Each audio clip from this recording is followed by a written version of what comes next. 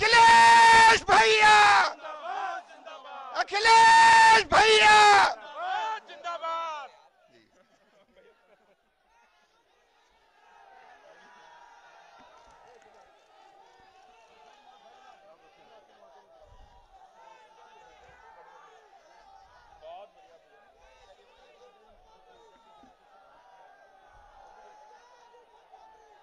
साथियों,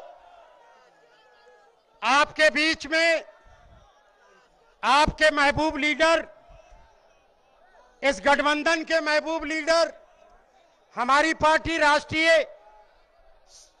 अध्यक्ष समाजवादी पार्टी के आपके बीच में आ चुके हैं।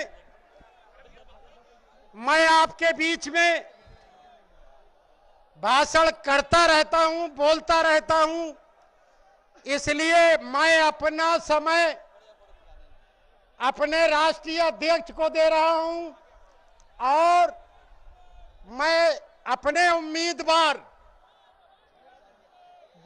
आया आया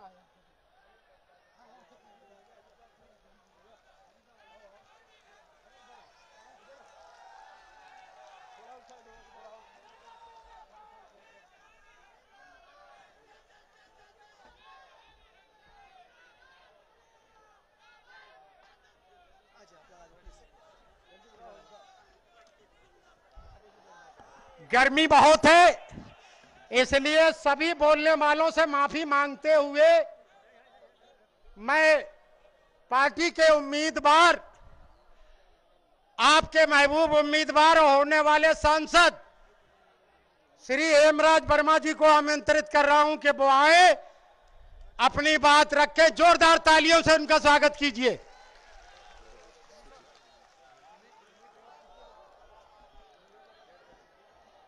आज इस चुनावी जनसभा में निर्मंड राजकीय इंटर कॉलेज पीलीभीत के मैदान पर हम सबके अपने और इस प्रदेश को जिन्होंने बुलंदियों पर पहुंचाया और इस देश के होनहार जिन पर हर भरोसा करते हैं,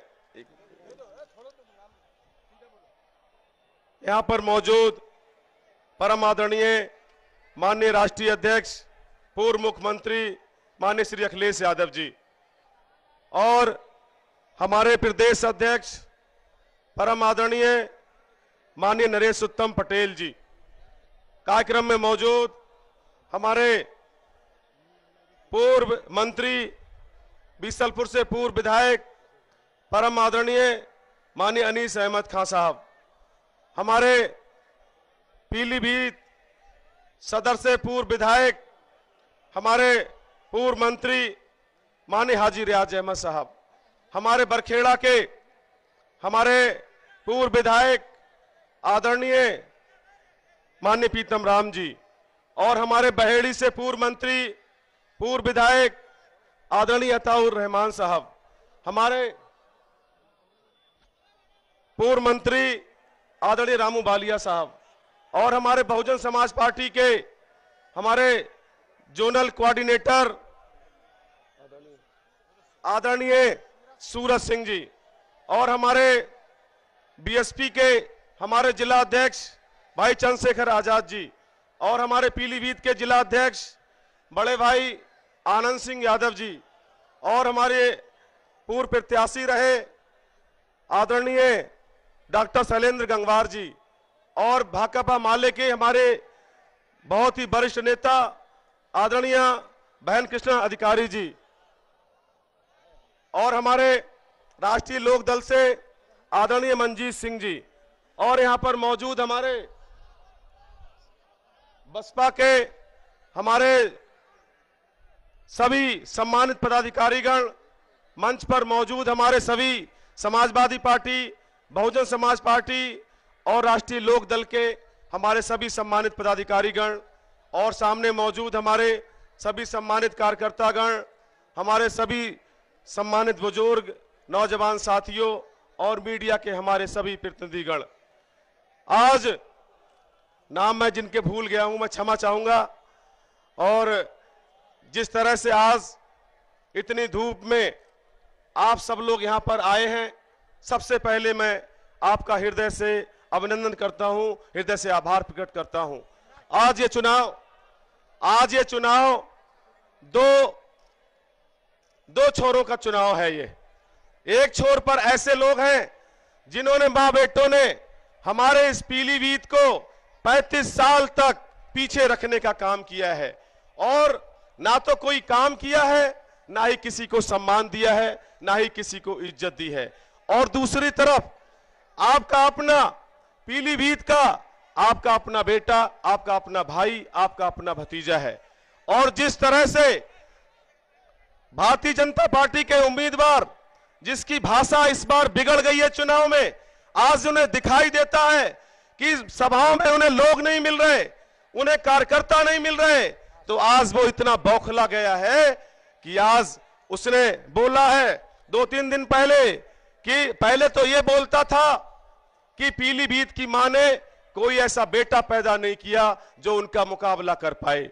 लेकिन जब आज पीलीभीत की सभी माओं का आशीर्वाद लेकर, आप सब बुजुर्गों के आशीर्वाद से, नौजवानों के सहयोग से, आज जब आपका अपना छोटा भाई, भतीजा, बेटा हेमराज वर्मा आज जब मैदान में है, तो उसने 2-3 दिन पहले बोला है कि ये 2 कौड़ी का फटीचर मेरे मुकाबले चुनाव लड़ेगा।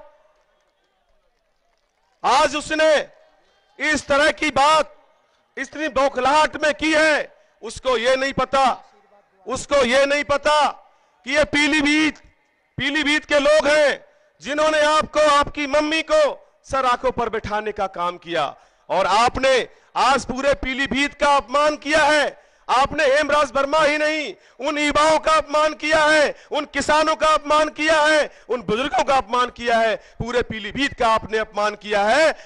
और आपने उनकी सबकी भावनाओं का अनादर किया है।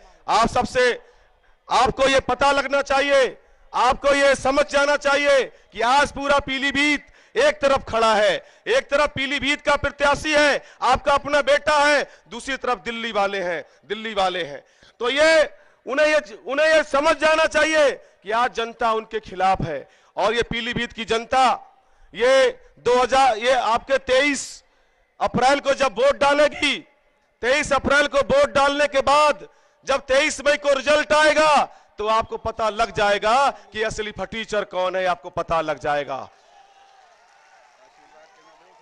मैं आप सबसे निवेदन करता हूं कि इस बार आप इस पीलीभीत को अपना सांसद बना लीजिए और इन बाहर वालों को हमेशा के लिए, इन अंग्रेजों जैसे दिखने वाले, अंग्रेजी मानसिकता वाले जिन्होंने हमारे पीलीभीत को बांटकर, लड़ाकर राजनीति की है, इनको हमेशा के लिए विदा कर दीजिए। आपका बहुत बहुत धन्यवाद। जय हिंद, जय भारत, जय भीम, जय भारत, जय समाजवाद। अब आपके बीच में मैं सबसे माफी मांगते हुए, अपने प्रदेश अध्यक्ष से माफी मांगते हुए, रामू बालिया जी से माफी मांगते हुए, अपने राष्ट्रीय अध्यक्ष आदरणीय सम्मानित अखिलेश जी को बुलाने का कष्ट, मैं उनसे गुजारिश करूंगा, अपील करूंगा कि वो तशरीफ लाएं।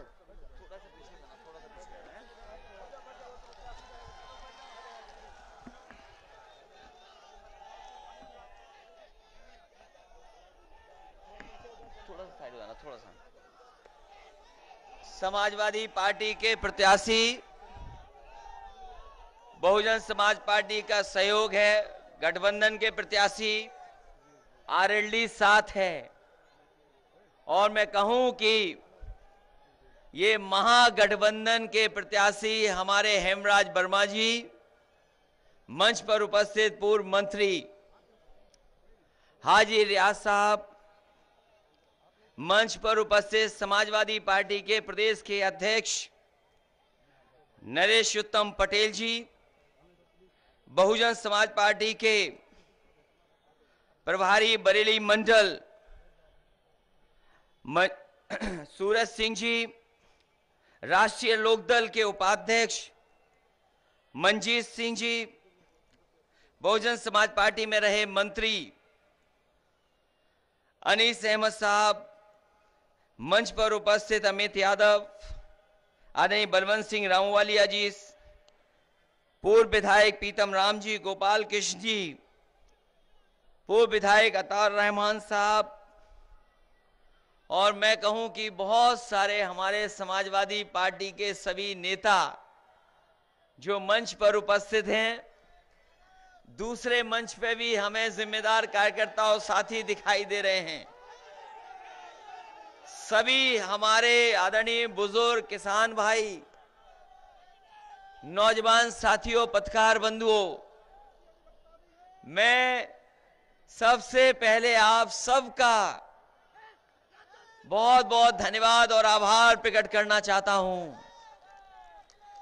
वहीं मैं आप सबका आभारी भी हूं कि इतनी गर्मी में जहां धूप है, सर पे कुछ रखा होगा कि नहीं रखा है, उसके बावजूद भी आप इतनी बड़ी संख्या में आए हैं। मैं आप सबका बहुत बहुत आभारी हूं और मुझे पूरा भरोसा है कि जो लोग इतनी गर्मी में धूप में आशीर्वाद दे सकते हैं, तो जब वोट पड़ेगा तो अपने गांव में, घर में न जाने कितने मतदाताओं से हमारी पार्टी के और गठबंधन के प्रत्याशी की मदद करेंगे। इस मैदान में हम लोग पहले भी मिल चुके हैं। इस मैदान में हम और आप लोग कई बार मिले हैं। पहले जब आए थे तो यही इंटर कॉलेज हमें लाल रंग का दिखाई दे रहा था। याद होगा आपको, जो साथी यहां के होंगे, पत्रकार साथियों को याद होगा, ये लाल रंग का हुआ करता था। इसकी छतें जर्जर थीं, बहुत खराब हो गया था। और समाजवादियों ने की नजर पड़ी, इसको भी ठीक कर दिया। कम से कम शुरुआत हो गई कि जहां पर पढ़ाई होती है वो इंतजाम किया है समाजवादियों ने। इसी तरह विकास का रास्ता खोला था समाजवादियों ने कि तरक्की और खुशहाली का रास्ता क्या है, उस दिशा में ले जाने का काम समाजवादी लोग कर रहे थे। लेकिन न जाने कौन सी बात कही भारतीय जनता पार्टी ने और सपने दिखाए, बड़े बड़े सपने दिखाए। न जाने अपने घोषणा पत्र में क्या क्या लिख दिया। जनता को भरोसा हो गया कि ये लोग कुछ बदलाव लाएंगे। अब 2019 आ गई। हम उनसे जानना चाहते हैं कि जो अच्छे दिन आने वाले और अच्छे दिन वाला जो घोषणा पत्र था वो कहां है, कोई हमें बताए। अच्छे दिन वाला घोषणा पत्र भारतीय जनता पार्टी का कहां है? अब अच्छे दिन पता ही नहीं कहां पर हैं। भारतीय जनता पार्टी तो नहीं ला पाई। कम से कम हम लोगों को बता दो कि अच्छे दिन कहां हैं, हम लोग चल करके पहुंच जाएंगे वहीं पर। अच्छे दिन आएंगे जब यहां से गठबंधन का प्रत्याशी जीत करके लोकसभा में खड़ा होगा, तब अच्छे दिन आएंगे। अच्छे दिन भूल गए हम। नौजवानों का करोड़ों नौकरी देंगे, नौकरी भूल गए। किसानों का 14 दिन में बकाया भुगतान हो जाएगा।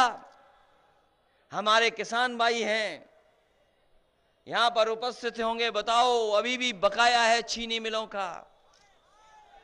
नहीं दे पाए पैसा सरकार के लोग और प्राइवेट मिल, अभी भी पड़ा हुआ है, नहीं दे पा रहे ये लोग। बाबा मुख्यमंत्री जी आए थे कि नहीं आए थे? आने वाले होंगे तो उन्हें हिसाब किताब दे देना कि अभी भी बकाया है चीनी मिलों का। सब कुछ बकाया है। और ये जो घोषणा पत्र 2019 का इन्होंने जारी किया है, ये जो संकल्प पत्र नहीं है, ये भारतीय जनता पार्टी का धोखा पत्र है। हमें और आपको धोखा देने वाला पत्र है। कह रहे थे कि रुपया हमारा डॉलर से नीचे जा रहा है, डॉलर ऊपर जा रहा है। भारतीय जनता पार्टी ने ऐसा काम किया, नोटबंदी करा दी, सबके नोट जमा करा लिए।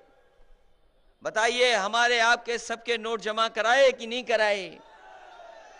और कहा कि काला धन आ जाएगा, भ्रष्टाचार खत्म हो जाएगा,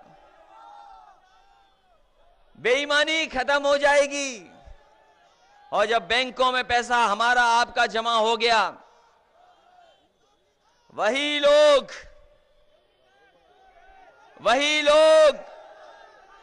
उनके खासम खास लोग हवाई जहाज पकड़ करके भारत छोड़ करके चले गए। हमारा आपका बैंकों में जमा पैसा था, हजारों करोड़ लेकर के चले गए। अगर ये बात आप जान गए हो, अगर ये बात जान गए हो आप, तो फिर तारीख का इंतजार कर रहे हो कि नहीं कर रहे हो जिस दिन वोट डालना है? और हमारे किसान खाद और यूरिया में भी चोरी की है, 5 किलो की है कि नहीं की है? तो आप लोग ऐसे ही थोड़ी बोल रहे हो। आपकी नौकरी चोरी हो गई, नौकरी चोरी हो गई, और जेब में से भी चोरी हो गई, सब जमा हो गया पैसा। व्यापारियों की जीएसटी से हुई चोरी के नहीं हुई, बताइए आप? तो जब आप जान गए हो, तो हमारी आपकी जिम्मेदारी बनती है। ये बात अगर जान गए हो आप, तो हमारी आपकी जिम्मेदारी बनती है कि चौकीदार की इस बार हम लोग चौकी छीन लें। और चौकी छीनेगी कि नहीं छीनेगी, पीलीभीत वालों हमें बताओ? या फिर इन्हीं के चक्कर में पड़े रहोगे, चौकीदारों के चक्कर में? और जो हमारा असली चौकीदार गांव वाला है, उसका कोई हाल नहीं लेने वाला है। कोई हमारा गांव का चौकीदार या जानता होगा तो हम उसको बता दीजिए कि इन्होंने तो नहीं सम्मान दिलाया है चौकीदार को। हमारे गांव के समाजवादी सरकार जब जब बनी है उनको सम्मान दिया है, और आने वाले समय में केंद्र सरकार बनेगी समाजवादियों के और गठबंधन के सहयोग से, तो उन चौकीदारों को सम्मान देने का काम करेंगे।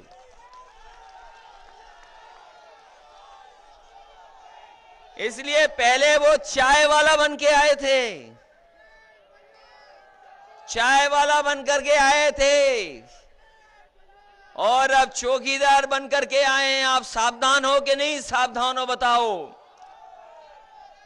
कहीं ऐसा तो नहीं बीजेपी वाले चाय वाला बदल गया तो चाय पीने लगो आप लोग? सुना है यहां पर चाय वाले बदल गए हैं, कहीं और चाय बना रहे थे। ये सुल्तानपुर में चाय बना रहे थे क्या? तभी तो सुल्तानपुर वाले इंतजार कर रहे हैं कि जिन्होंने खराब चाय बनाई है वो हैं कहां पर। आपके यहां आ गए ये? क्या आपके यहां आ गए? बताओ। जब खराब चाय वहां बनाई तो यहां कैसी चाय मिलेगी, आप बताओ? और पीलीभीत के लोग तो हमें जानते हैं, मेहनत करने वाले लोग हैं, ये दूध वाले लोग हैं, चाय वाय के चक्कर में कम पड़ेंगे। खैर आप ना बोलो, लेकिन हम तो बोल सकते हैं। दूध वाले बताओ अपने आप को कि नहीं बोल सकते? तो बताइए, रिजेक्टेड माल को आप पसंद करोगे कैसे? पीलीभीत के लोग हो, बताओ आप। वो सुल्तानपुर से रिजेक्ट हो चुके हैं। रिजेक्ट हुए कि नहीं हुए? रिजेक्ट। और फिर हिसाब किताब भी तो होगा कोई। मैं आपसे कहना चाहता हूं, हम भारतीय जनता पार्टी की भाषा इस्तेमाल नहीं कर सकते। वो चाहते हैं कि हम भाषाओं में उलझ जाएं, हम असली मुद्दों पे बहस ही ना करें। वो चाहते हैं कि अगर उन्होंने कुछ कहा है तो उसका जवाब हम दें। हम ऐसा नहीं करेंगे। हम उनसे हिसाब किताब किसानों की खुशहाली का मांगेंगे और नौजवानों की बेरोजगारी का मांगेंगे। हम उनकी बहस में नहीं फंसने वाले। बताइए, 2000 रुपए देना चाहते हैं 6000 किसान को। हमारे किसान भाई हैं, सिख समाज के लोग हैं, मेहनती किसान लोग हैं। इन्हें 2000 रुपए 6000 रुपए चाहिए क्या? इन्हें सस्ती खाद, इनकी फसल की सही कीमत मिलनी चाहिए, ये चाहते हैं ये लोग। ये मेहनत करके कमा सकते हैं। आपने वादा किया था कि हम 1.5 गुना मुनाफा देंगे और आय 2 गुनी कर देंगे। यहां के किसान पूछना चाहते हैं, बताओ कौन सी फसल का आप 1.5 गुना हमें दे रहे हो? ये आलू याद कीजिए, ये बाबा मुख्यमंत्री जब मुख्यमंत्री बने थे, इन्होंने कहा हम आलू खरीद लेंगे। बताओ पीलीभीत के भाइयों, किसी का आलू खरीदा उन्होंने? अब धान में गड़बड़ कर दिया, धान में गड़बड़ कर दिया। और जहां जा रहे हैं हमारे ये बाबा मुख्यमंत्री जी, जहां बाबा मुख्यमंत्री जी जा रहे हैं, वो कह रहे हैं हमने देश में 9 करोड़ शौचालय बनाए हैं। जहां जा रहे हैं वहीं कह रहे हैं, अखबार पढ़ लो, बोलो पत्रकार साथियों, यही कह रहे हैं कि नहीं कह रहे? ये कह रहे हैं कि 9 करोड़ हमने शौचालय बनाए हैं। हम उनसे जानना चाहते हैं कि बताओ 9 करोड़ शौचालय तो बना दिए आपने, लेकिन उसमें मग्गे में पानी तो दिया ही नहीं, तो शौचालय जाएगा कौन? कैसे जाएगा बताओ हमें? हमारे कमाल के बाबा मुख्यमंत्री जी हैं, कह रहे हैं शौचालय जाइए लेकिन मग्गा मत ले जाइए। क्या संभव है ये? भारतीय जनता पार्टी की बात शौचालय से शुरू होती है और शौचालय पे खत्म हो जाती है। कांग्रेस 1 गड्ढे का शौचालय बना रही थी, भारतीय जनता पार्टी 2 गड्ढे का शौचालय बना रही थी। और न कांग्रेस ने पानी दिया शौचालय में और न भारतीय जनता पार्टी ने पानी दिया शौचालय में। बताओ, ये हालात पैदा कर दिए। इसलिए समाजवादी लोग कहते हैं कि हमारे गरीबों को संपन्न बना दो, पढ़ा लिखा बना दो, अपने आप शौचालय बना लेंगे, आपकी जरूरत नहीं पड़ेगी। इन्हें संपन्न बनाओ, इन्हें पढ़ा लिखा बनाओ, अपने आप घर भी बना लेंगे और शौचालय भी बना लेंगे। समाजवादियों ने लोही आवास देना शुरू कर दिया था। लोही आवास 3,05,000 का पेंशन दे रहे थे, 500 रुपया महीना। इस सरकार ने रोक लिया। बाबा मुख्यमंत्री जी ने खत्म कर दी वो योजनाएं। हम आपसे कहना चाहते हैं, ये दिल्ली की सरकार दावा करती है कि पैसा बहुत है, उनके पास खजाना है। हम गरीबों को घर अगर देंगे तो 3 लाख से ज्यादा पैसे का गरीबों को घर बनाने का काम करेंगे। और बिजली का भी इंतजाम होगा, सोलर पैनल भी होगा। सोलर पैनल भी होगा जिससे बल्ब जल जाए, पंखा चल जाए और जरूरत पड़े तो टीवी और मोबाइल भी चार्ज हो जाए। ऐसा इंतजाम समाजवादी लोग गरीबों के लिए करेंगे। आपको बिल नहीं देना पड़े बिजली का। बिल बताओ कितने महंगे हो गए बिजली के।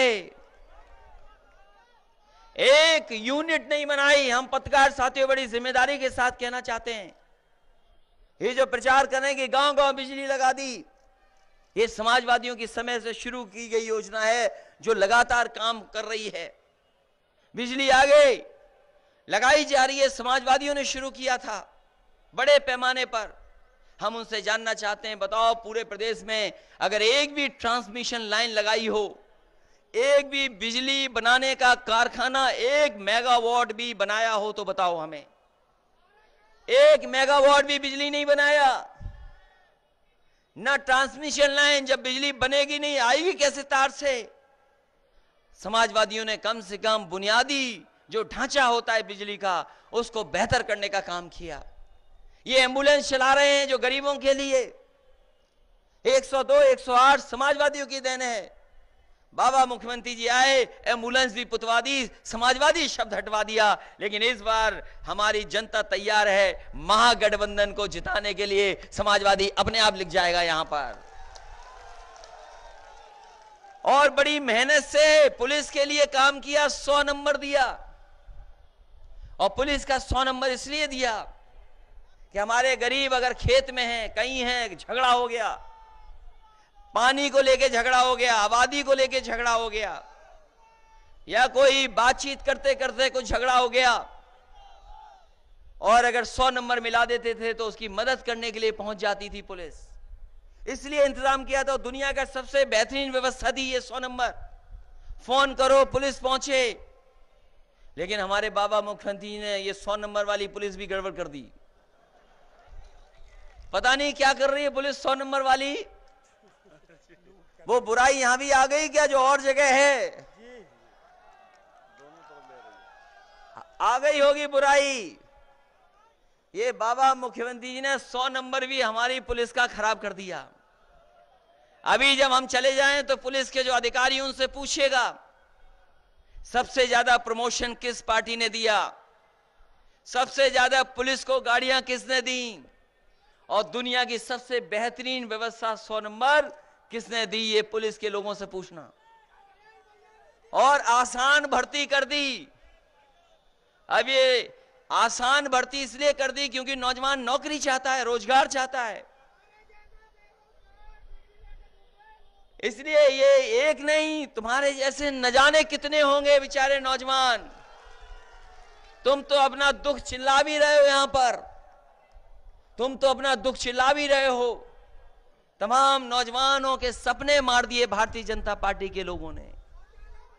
नौजवान बोल भी नहीं सकता कि हमें नौकरी चाहिए। इनका भविष्य नहीं खत्म किया है, देश की आने वाली पीढ़ी का भी भविष्य किया है। और बेचारे बेरोजगार रह गए, बेरोजगार बाप बन गए, लेकिन नौकरी नहीं मिली इन लोगों को। ये हालत पैदा कर दी है। इसलिए पुलिस की भर्ती भी आसान की थी समाजवादियों ने, और कहा कि मेरिट ले आओ 10वां 12वें के नंबर और दौड़ के दिखा दो, अपने आप पुलिस में भर्ती हो जाओगे। और समाजवादियों ने कर करके दिखाया। हो सकता है मेरिट वाले एक आध खड़े हो यहां पर, नए सिपाही। कोई मेरिट वाला है क्या? हाथ ऊपर मत करिए, नीचे रखिए, नहीं तो ये तुम्हारे खिलाफ कार्रवाई कर देंगे, फिर बहाल हमें ही करना पड़ेगा। और इसलिए कहा कि इनकी टेंशन खत्म करनी थी, इनकी बेवजह टेंशन थी इन्हें।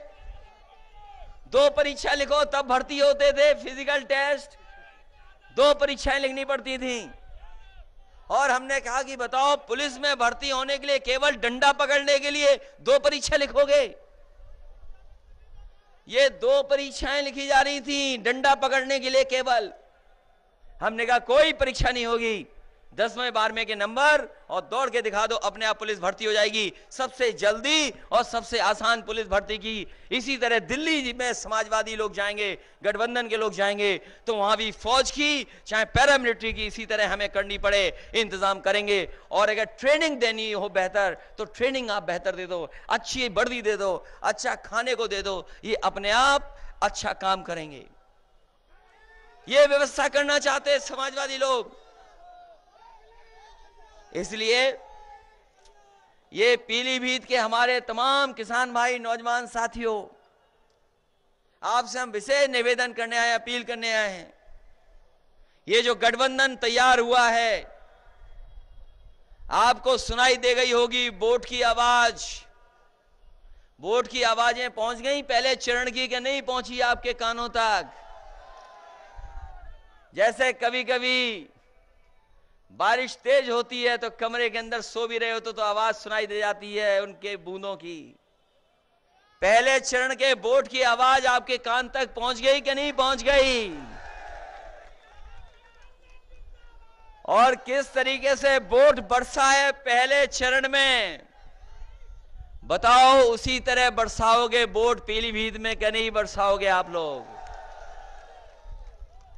ये गठबंधन को कह रहे हैं महामिलावट है।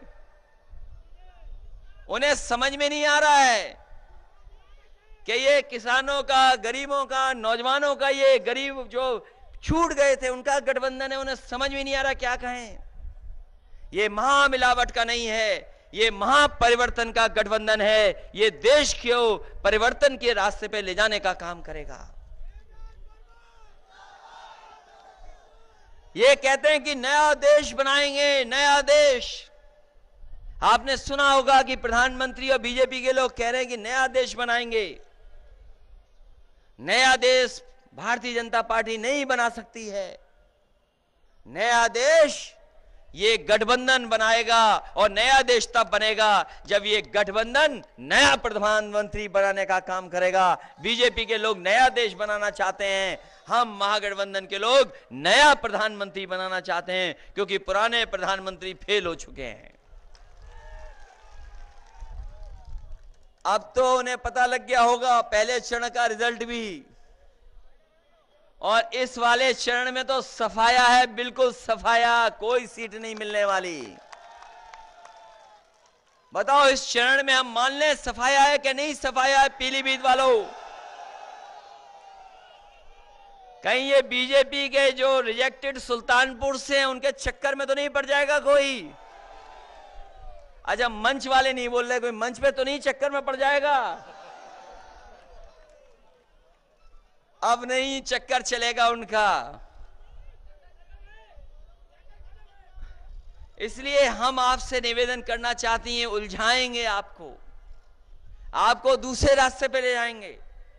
ये शिक्षा मित्र वाले जानते होंगे, अगर कोई खड़ा होगा या शिक्षा मित्र वाला, इनको समायोजित कर दिया था हमने, इनको नौकरी मिल गई थी। सरकार ने इन्हें भी धोखा दिया, इन्हें पटा लिया था पिछले चुनाव में। ये पिछले चुनाव में उन्हीं के चक्कर में फंस गए ये शिक्षा मित्र वाले लोग। लेकिन इस बार शायद लाठी ज्यादा चली है इनके ऊपर। अब तो नहीं बदलोगे। तुम्हारी पहले भी मदद की थी शिक्षा मित्र वालों, 14 साल नौकरी की है, कुछ लोगों ने 20 साल नौकरी की है, और उसके बाद इनके हाथ में कुछ नहीं, इन्हें छीन लिया गया सब कुछ। समाजवादियों ने दिया था। जब समाजवादी सरकार आएगी तो दोबारा आपको वही शिक्षा मित्रों को सम्मान देने का काम समाजवादी लोग करेंगे। बताओ कैसे उलझाया हुआ है। आशा कार्यकर्ता, आंगनवाड़ी, रोजगार सेवक योजना तो दिल्ली की है और प्रदेश सरकार परेशान होती है। इसलिए ये दो तरह की नीतियां नहीं चलेंगी आने वाले समय में, क्योंकि आंगनवाड़ी, आशा कार्यकर्ता, रोजगार सेवक और चौकीदार, ये चौकीदार नाम भी गड़बड़ हो गया, कुछ नया नाम ढूंढना पड़ेगा भाई आपका। बताइए, बीजेपी ने हमारे ईमानदार चौकीदारों का भी नाम गड़बड़ करवा दिया। इतनी ईमानदारी और वफादारी से रहते थे, बताओ। तो मैं कह चुका हूं कि जब चौकी छीननी है तो अच्छी से वोटों से छीनना, लगे कि हां पीलीभीत के लोगों ने वोट डाल करके कोई चौकी छीनी है। ये कहने को तो सब जान गए हम लोग, इसलिए पीलीभीत के हम लोगों से विशेष निवेदन करने आए हैं। ये नौजवान प्रत्याशी हैं, ये आपके बीच में रहेंगे, काम करेंगे, मदद करेंगे और सुख दुख में भी आपके साथ खड़े दिखाई देंगे। अगर आप खुशहाली चाहते हैं, विकास चाहते हैं, अगर खुशहाली चाहते हैं, विकास चाहते हैं, ये पीलीभीत भी चौड़ी चौड़ी सड़कों से जुड़ जाए। मैं कल गया था बरेली, मैंने कहा कि आपका 7 बार के एमपी बरेली को स्मार्ट सिटी बनाना चाहते थे, स्मार्ट सिटी नहीं बना पाए, जाम से फंसा दिया शहर। और उन्होंने ऐसा स्मार्ट बनाया है कि सड़कों पर भैंसें घूम रही हैं। अब स्मार्ट सिटी उसी को मानना पड़ेगा। बरेली को जोड़ा है, बहेड़ी वाले जानते होंगे, ये विधायक जी बैठे हैं, बहेड़ी जाने में न जाने कितना टाइम लगता था, और सीधी सड़क जोड़ दी बहेड़ी 4 लेन, बरेली से बहेड़ी 4 लेन बना दी, बरेली से बदायूं 4 लेन बना दी, बरेली का बाईपास भी बना दिया। और हमें मौका मिल जाता तो आपका बरेली से पीलीभीत और पीलीभीत से लखीमपुर भी आपको 4 लेन सड़क से जोड़ देते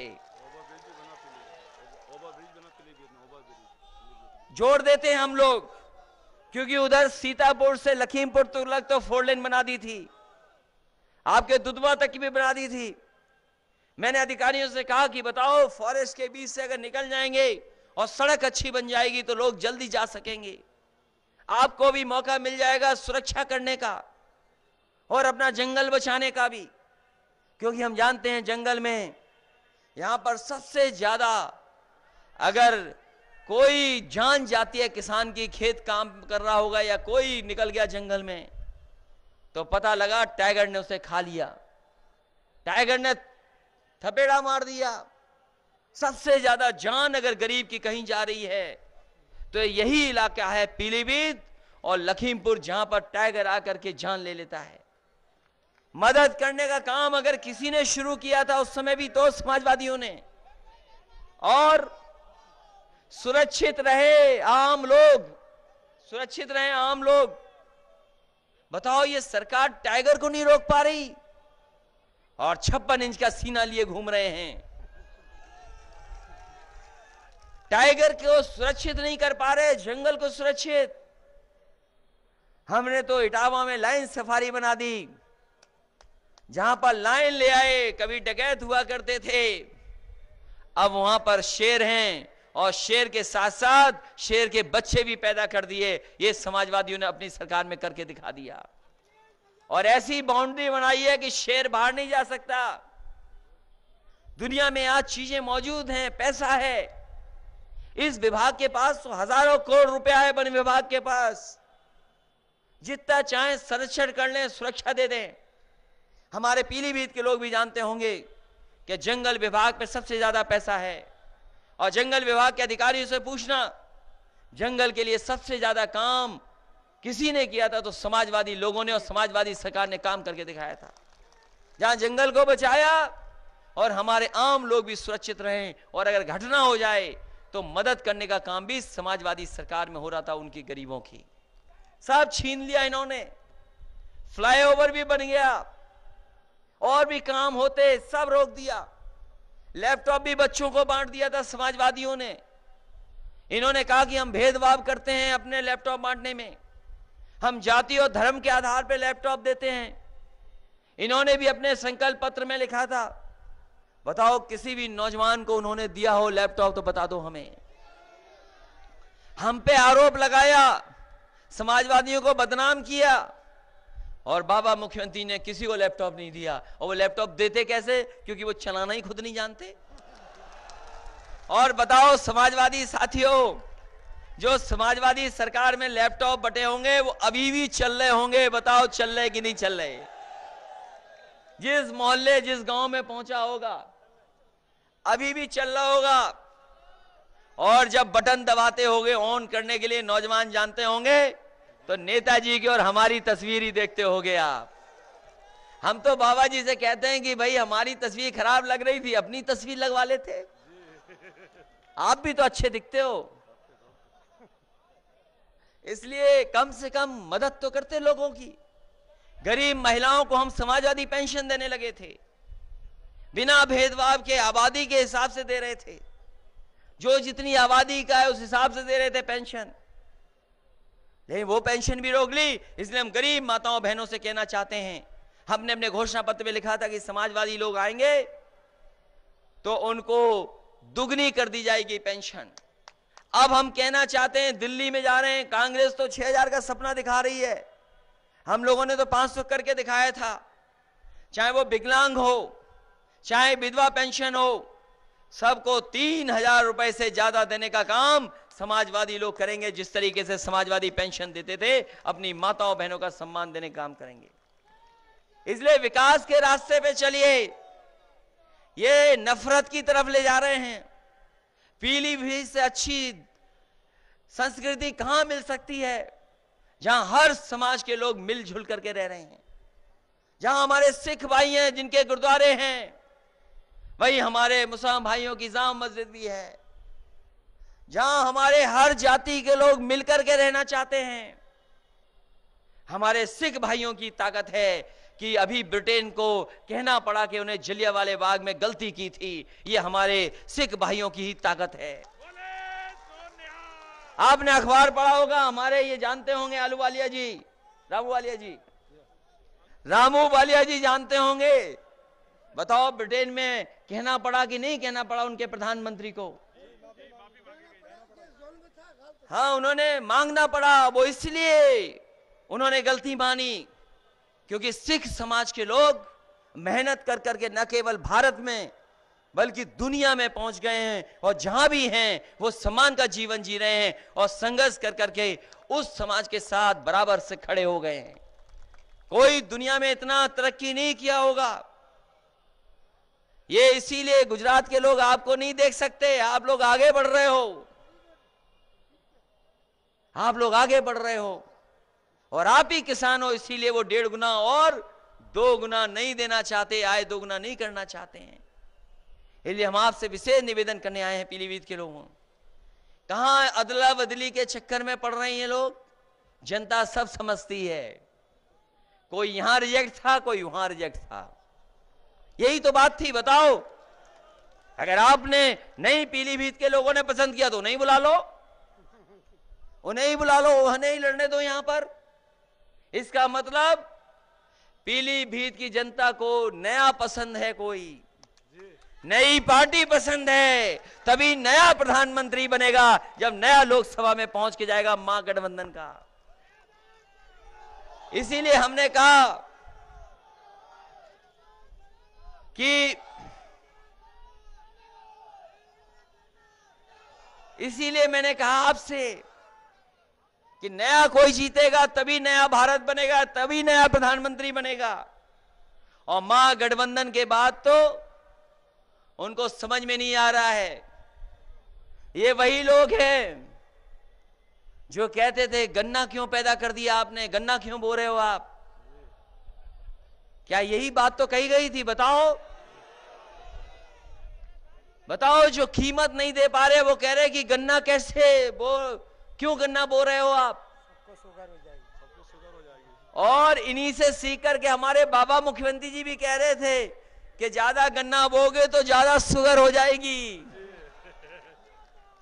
और फिर हमारे मुख्यमंत्री जी का सामान्य ज्ञान तो इतना अच्छा है कि कुछ लोगों ने शिकायत की कि बंदर बहुत हैं, उन्होंने कहा कि हनुमान चालीसा पढ़ दो, अपने आप बंदर चले जाएंगे। बताओ, यही कहा था कि नहीं कहा था? और ये लोग जो जातियां बता रहे थे भगवानों की, इस बार भगवान भी इनसे नाराज है, इनको सबक सिखाने जा रहा है भगवान भी इस बार इनको। कितना धोखा दोगे आप, धोखा पे धोखा दे रहे हो। इसलिए ये राजनीति में ये परिवर्तन के मौके बार बार नहीं मिलते हैं। कब मिलेगा परिवर्तन का मौका? यही मौका है। और इस बार चूक गए तो 5 साल बाद मौका मिलेगा आपको, 5 साल बाद। 5 साल का हिसाब किताब मांगिए इनसे कि क्या है तुम्हारा हिसाब किताब। कोई हिसाब किताब नहीं दे रहे हैं और हमें आपको उलझा रहे हैं, कभी पाकिस्तान को लेकर के, कभी कोई मामला लेकर के। जिस तरीके से अंग्रेजों ने बांटा था हमें और आपको और कई 100 वर्ष राज करते रहे, ये भारतीय जनता पार्टी के लोग भी हमें धर्म और जात में बांट करके राज करना चाहते हैं। इसीलिए ये सामाजिक न्याय का गठबंधन है, गरीबों का है, किसानों का है और ये विचारों का संगम है। यही देश में परिवर्तन लाएगा और संविधान को बचाएगा और संविधान से मिले हुए हमें अधिकारों को और हक को दिलाने का काम करेगा। बताओ, हम यहां के रहने वाले लोग हमें दूसरी नजर से देखते हैं। सबने मिलकर के आजादी दिलाई और भारतीय जनता पार्टी की नजर में भेदभाव है। कभी धर्मों का भेदभाव, कभी जातियों का भेदभाव। ये नफरत की जो दीवार बनी है, इस चुनाव में ये नफरत की दीवार को गिराने का काम ये महागठबंधन करेगा। इसलिए हम आपसे विशेष निवेदन करना चाहते हैं। ये गर्मी में चुनाव करा रहे हैं ये लोग। ये चुनाव 1 महीना पहले भी हो सकता था, ये 1 महीना पहले भी चुनाव हो सकता था यहां पर, लेकिन प्रधानमंत्री मुख्यमंत्री शिलान्यास का शिलान्यास कर रहे थे, उद्घाटन का उद्घाटन कर रहे थे, रंग बदल रहे थे, नाम बदल रहे थे, इसलिए 1 महीना लेट चुनाव कराया है। इधर पीलीभीत के लोगों से हम कहना चाहते हैं, किसान भाइयों से, कि जहां धोखा दिया इन्होंने नौजवानों को, रोजगार की चोरी की, वहीं जो गर्मियों में हमें और आपको तकलीफ दे रहे हैं, इसकी भी सजा देने का काम इनको करना। कि बताइए, सजा 1 महीने पहले जो चुनाव हो सकता था 1 महीने आगे बढ़ा दिया इन्होंने। इसलिए आप सबको विशेष निवेदन करता हुआ, अपील करता हुआ, इस भरोसे के साथ कि जब मतदान होगा तो हमारे हेमराज जी ऐतिहासिक वोटों से जीत करके जाएंगे। इसलिए जहां समाजवादी पार्टी मदद कर रही है, वहीं बहुजन समाज पार्टी के लोग भी आपके साथ खड़े हैं। आरएलडी भी खड़ी है पूरी की पूरी। और पहले ही चरण में आपके सब नेता जीत रहे हैं कि नहीं जीत रहे हैं? आरएलडी वाले बताओ। आप जान गए होंगे, आरएलडी वाला भी जीत रहे हैं साहब, हैंडपंप वाले भी सब जीत गए। और जितना वोट पड़ा है उससे बौखला गए हैं। इसलिए अपने हम हेमराज जी से कहेंगे कि चुनाव के बाद असली फटीचर पता लगेगा कौन है फटीचर। अभी मत उनके चक्कर में फंसिए। वो तो चाहते ही हैं कि हम उलझ जाएं उनसे, क्योंकि उन्होंने हमारे लिए भी कुछ कहा, नेताजी के लिए भी कुछ कहा, और हम तो कहेंगे उनसे कि जिस तरीके से धोखा देने का काम कर रहे हैं आप, इसका हिसाब किताब सब जनता देगी। हम सब कुछ जनता पे छोड़ रहे हैं। अगर किसान का भला किया हो इन्होंने, नौजवान की नौकरी न चोरी की हो, व्यापारियों की चोरी न की हो, आमदनी में खाद में न चोरी की हो, शौचालय बना दिए बिना पानी के, बिजली की महंगी कर दी, और जिस तरीके से नफरत फैलाई है बीजेपी के लोगों ने। कितने दिन जेल में रहे थे ये जब नफरत फैलाई थी? कितने दिन जेल में रहे थे? एटा जेल में, एटा जेल में भी हो आए हैं, ये पता होगा आपको। एटा जेल में रहे थे तो रोते थे शायद। 1 महीना रासुका लगी यही गठबंधन था जिसने जेल की हवा खिलवाई थी यही। और इस बार वोट नहीं मिलेगा, जब खाली डब्बा रहेगा वोट का तब कहां जाओगे?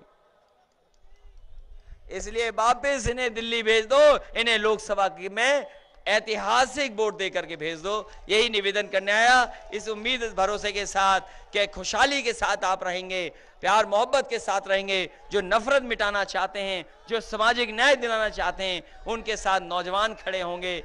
नया देश, नया भारत तभी बन सकता है जब देश में नया प्रधानमंत्री हो, नई सोच का हो, नई तरक्की के रास्ते पे ले जाने वाला हो। हमें भरोसा है कि आप साइकिल की मदद करेंगे, एक एक वोट साइकिल पे डाल करके ऐतिहासिक वोटों से जिताने का काम करेंगे। बहुत बहुत धन्यवाद, बहुत बहुत बधाई। दूर से ही दिख गए हो, तुम कादरी साहब हो। बहुत धन्यवाद।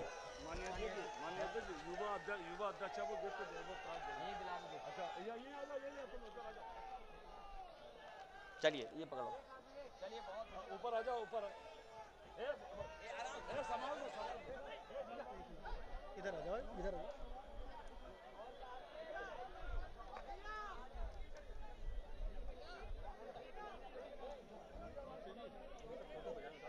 माननीय अखिलेश यादव जिंदाबाद।